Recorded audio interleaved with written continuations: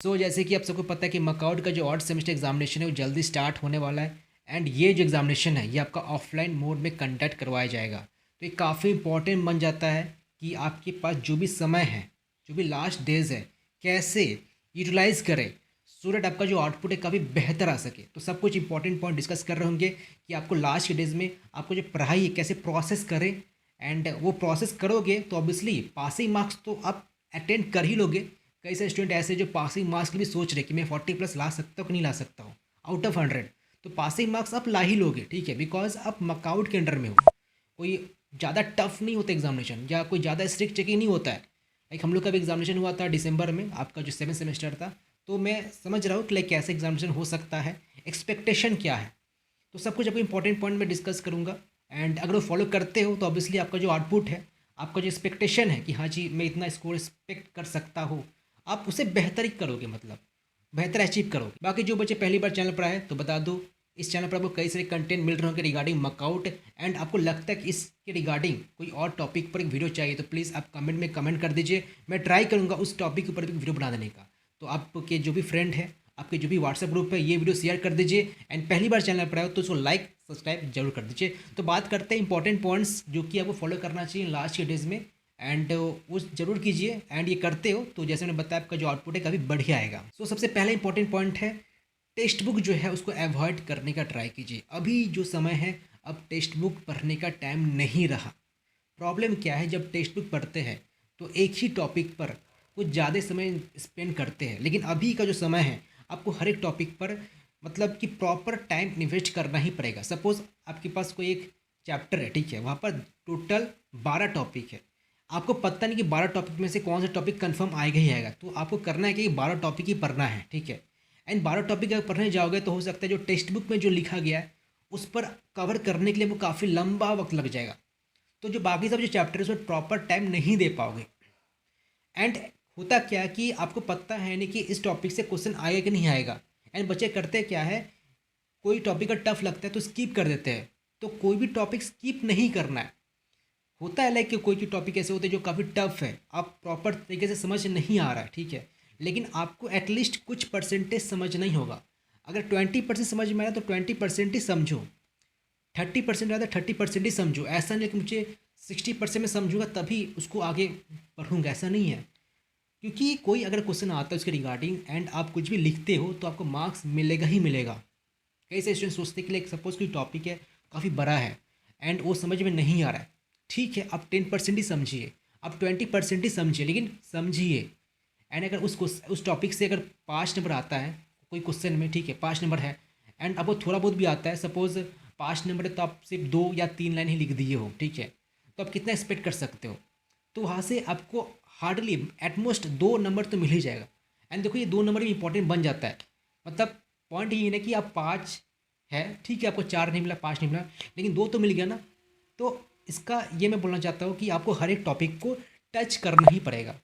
कोई टॉपिक को स्किप नहीं करना है हर एक चैप्टर का। अब वो 80% समझ में आए या 20% समझ में आए, लेकिन करना है हर एक को। एंड ये तभी पॉसिबल है जब आप टेक्स्ट बुक अवॉइड करोगे। क्योंकि जैसे ही टेक्स्ट बुक टच करते हो वैसे ही आप हर एक टॉपिक पर पढ़ने जाओगे तो वो काफ़ी लंबा वक्त निकल जाएगा। तो आप क्या कर सकते हो कि जो सिलेबस है, सिलेबस को निकालिए, देखिए क्या क्या टॉपिक है। तो वो जो टॉपिक पे आप चाहो तो यूट्यूब देख सकते हो, उस पर रिलेवेंट जो लेक्चर है, ठीक है, एग्जैक्टली सिलेबस के अकॉर्डिंग ही पहले ही फॉलो कीजिएगा। सेकेंडली जो क्लास नोट्स में पढ़ाया गया अब वो फॉलो कर सकते हो, ठीक है। थर्डली जो ऑर्गेनाइजर है उसका जो रिलेवेंट है वो पढ़ सकते हो। तो सिलेबस के अकॉर्डिंग आप ये 3 चीज़ को फॉलो कीजिए। पहला यूट्यूब, ठीक है, दूसरा का क्लास नोट्स जो क्लास में किए हो, ठीक है, आपके पास जो भी पावर पॉइंट प्रेजेंटेशन है या PDF फाइल है जो भी है, एंड थर्डली ऑर्गेनाइजर हो गया।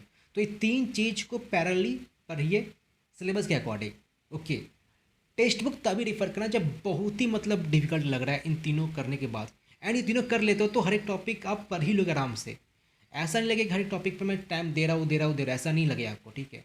एंड लाइक जो न्यूमेरिकल्स हो गया ना, अब टेक्स्ट बुक फॉलो करोगे न्यूमेरिकल्स से तो वहाँ से बेसिक से स्टार्ट होंगे, ठीक है, तो वो नहीं करना है। अगर कोई न्यूमेरिकल है तो ट्राई कीजिए जो ऑर्गेनाइजर है बस वहाँ से ही करने का। क्लास नोट्स को भी अवॉइड कीजिए क्योंकि क्लास नोट्स में हो सकता है कि कई सारे कुछ करवाए गए होंगे।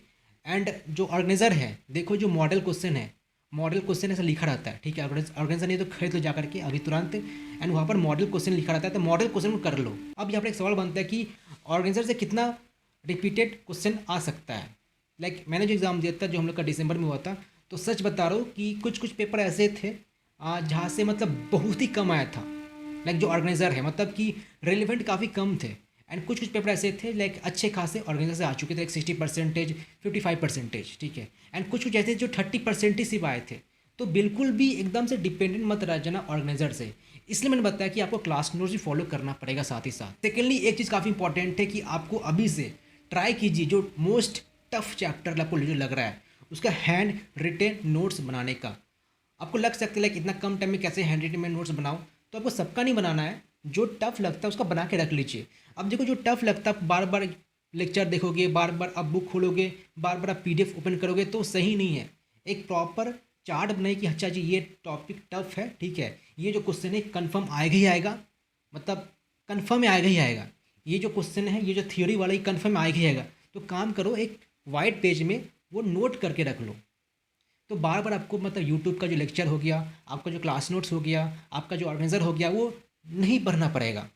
एंड ऑब्वियसली आपको सबको पता है जो मतलब हैंड रिटेन जो नोट्स है वो जल्दी समझ में आता है, जल्दी रिवाइज कर पाते हैं एज़ कम्पेयर टू जो बाकी जो टेक्स्ट बुक वगैरह है एंड जो पीडीएफ फाइल्स वगैरह है। तो ये आप काम करना स्टार्ट कर दीजिए एंड वही कीजिए जो टफ वाले जो चैप्टर है, सबका मत करने जाना है, पॉसिबल है भी नहीं वो। थर्डली एक चीज़ काफ़ी इंपॉर्टेंट है, जब आप पेपर अटेम्प्ट कर रहे होगे, सपोज दो क्वेश्चन है, क्वेश्चन 9 है, क्वेश्चन 10 है। क्वेश्चन 9 का डिवीजन कुछ ऐसा है 5, 3, 2 एंड जो क्वेश्चन 10 है उसका 10 नंबर है। आपको दोनों ही आता है, दोनों ही कर सकते हो।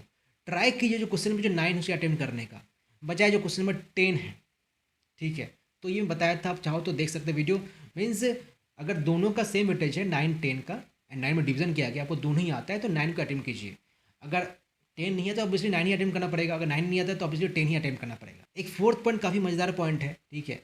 सपोज कोई क्वेश्चन आया है आपका एंड क्वेश्चन आपका आंसर नहीं कर पा रहे हैं, तो पहला काम ये है कि जो क्वेश्चन में जो कीवर्ड है, कीवर्ड को फाइंड कीजिए एंड उस कीवर्ड पर एक टॉपिक लिख दीजिए, ठीक है। तो आपको मार्क्स मिल ही जाएगा, समझ रहे हो ना। सपोज कुछ क्वेश्चन बताया गया, एक स्टेटमेंट का 2 स्टेटमेंट कुछ क्वेश्चन है, ठीक है, आपको एकदम नहीं आ रहा है, तो ट्राई कीजिए जो जो कीवर्ड है उसको एक्सट्रैक्ट करने का एंड इस कीवर्ड पर जो भी आपके मन में कुछ कॉन्सेप्ट बनते घुमा फिरा करके उसको लिख डालिए।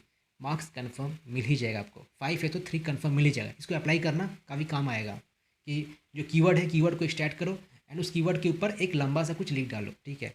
2-3 कीवर्ड निकालिए, 2-3 कीवर्ड पर जो कॉन्सेप्ट को पता है उसको लिख डालना है, ठीक है। क्वेश्चन क्या है वो ना देख करके कीवर्ड देखो एंड कीवर्ड के ऊपर एक टॉपिक लिख दो। अब देखो टेंशन करने वाली बात बिल्कुल भी नहीं है, 40+ आप इजी ला सकते हो। 40 में से जो 22-20 जो है वो सीए से तो आप आराम से ला ही लोगे, वो तो कन्फर्म आपका सबका जाता है, 20-22 कुछ ऐसे ही आ जाता है, ठीक है, एवरेज। एंड बाकी आप ला ही लोगे थ्योरी से, तो 40+ आपका बन जाता है, तो एक कन्फर्म है। ओके, तो ज़्यादा डरने वाली बात है नहीं कि मैं पास हो पाऊँगा नहीं पाऊँगा। अगर थोड़ा सा अगर तुम मेहनत करोगे तो 40+ बहुत ही ईजिली अचीवेबल है, ठीक है।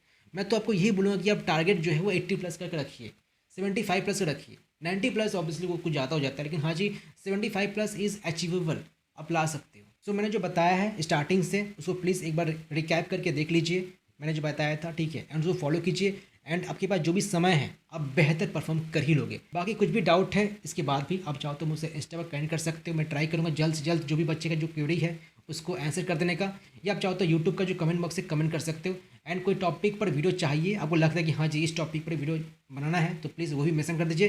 एंड वीडियो अच्छा लगा तो प्लीज़ लाइक सब्सक्राइब एंड आपके जो भी फ्रेंड है जो कि एग्ज़ाम देने वाले हैं शेयर जरूर कीजिए, क्योंकि ऑफलाइन एग्जाम होने वाला है एंड ऑब्वियसली आपको काफ़ी बेहतर तरीके से इसको अटेम्प्ट करना होगा।